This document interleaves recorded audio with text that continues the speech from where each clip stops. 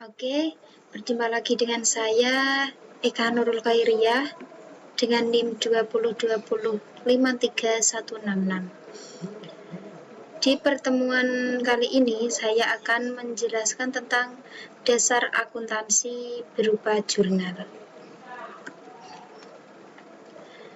Nah, selanjutnya ada pembagian akuntansi.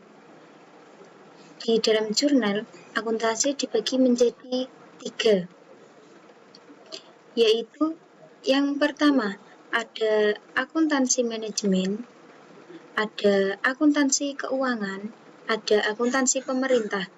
Akuntansi manajemen adalah cabang akuntansi yang menghasilkan laporan keuangan bagi pihak interorganisasi atau manajemen.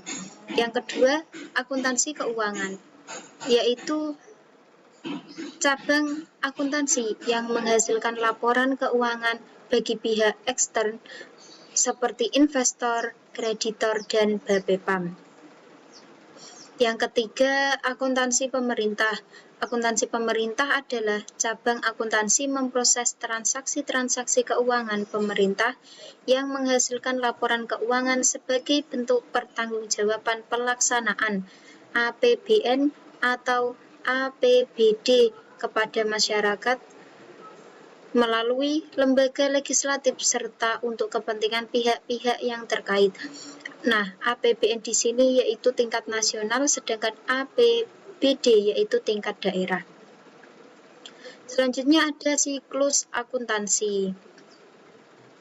Nah, siklus akuntansi itu ada bukti transaksi. Bukti transaksi itu masuk ke jurnal, kemudian jurnal masuk ke buku besar. Buku besar itu berupa buku yang pembukuan yang dibuat untuk menyimpan data-data transaksi. Selanjutnya dari buku besar dimasukkan ke neraca saldo. Nah, kemudian dari neraca saldo dimasukkan ke jurnal penyesuaian, kemudian ke jurnal penutup. Dari semuanya ini, dari bukti transaksi, jurnal, buku besar, neraca saldo, jurnal penyesuaian, kemudian jurnal penutup, dimasukkan lagi ke laporan keuangan.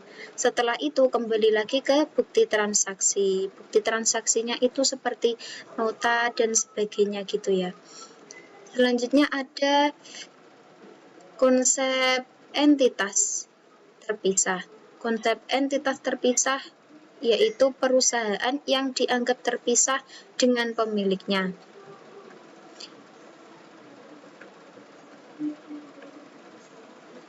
Di konsep entitas ada contoh yaitu Elisa. Contoh kecil saja, salon Elisa.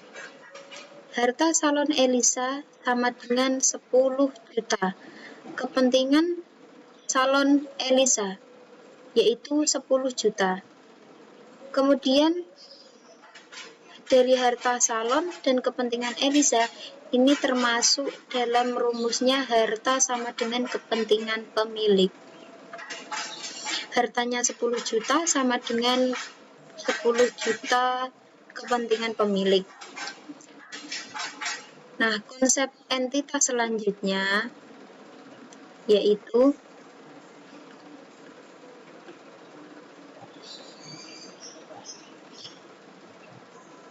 salon Elisa, harta salonnya 10 juta, kepentingan Elisa 10 juta. Harta sama dengan kepentingan pemilik. Harta sebesar 10 juta, kepentingan pemilik juga 10 juta. Di sini ada kreditor. Nah, kreditor di sini sama dengan harta sama dengan kreditor plus kepentingan pemilik. Hartanya berapa? Hartanya 11 juta, kreditornya 1 juta, kepentingan pemiliknya 10 juta. Nah, pemilik menyetorkan uang 10 juta. Transaksinya gini, transaksi harta kas piutang sama dengan utang plus modal, utang modalnya. transaksi setoran pemilik. Setoran pemiliknya kasnya 10 juta, piutangnya 0.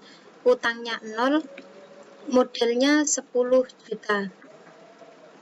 Kemudian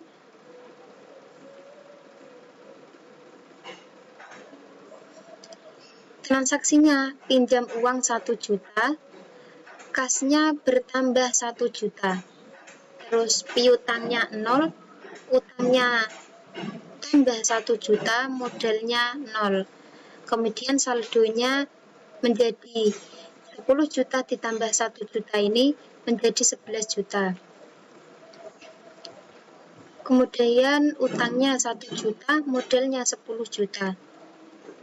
Selanjutnya transaksinya jual jasa tunai sebesar 600, kasnya ditambah 600. Modelnya ini ditambah 600. Selanjutnya saldonya menjadi 11.600.000. Kemudian piutangnya tetap 0, utangnya 1 juta, modalnya 10.600.000. Kemudian transaksi lagi, jual jasa kredit 2 juta. Kasnya menjadi 0 karena ini jual jasa kredit 2 juta. Kemudian piutangnya yang bertambah menjadi 2 juta. Utangnya 0, modalnya ditambah 2 juta. Saldonya menjadi 11.600.000, piutangnya 2 juta, utangnya 1 juta, modalnya menjadi 12.600.000. Transaksi membayar gaji sebesar 100.000, kasnya dikurang 100.000, piutangnya 0, utangnya 0, kemudian modalnya dikurang 100.000. Saldonya menjadi 11.500.000, piutangnya 2 juta, tetap ini ya. Kemudian utangnya 1 juta, modalnya 12.500.000. Kemudian ada transaksi lagi. Transaksi di sini pemilik menarik 200.000. Kalau menarik berarti kasnya menjadi dikurang. Kasnya dikurang 200.000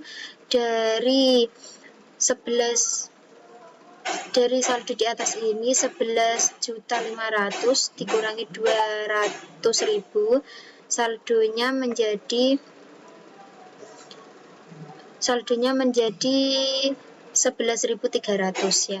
Piutangnya tetap 2 juta, kemudian utangnya 1 juta, modalnya 12.300.000. Nah, kemudian yang selanjutnya praktek Excel-nya. Terima kasih, sekian dari yang saya sampaikan. Kurang lebihnya saya mohon maaf apabila ada salahnya atau tutur kata yang kurang pas dari yang saya presentasikan tadi. Saya mohon maaf yang sebesar-besarnya. Wassalamualaikum warahmatullahi wabarakatuh.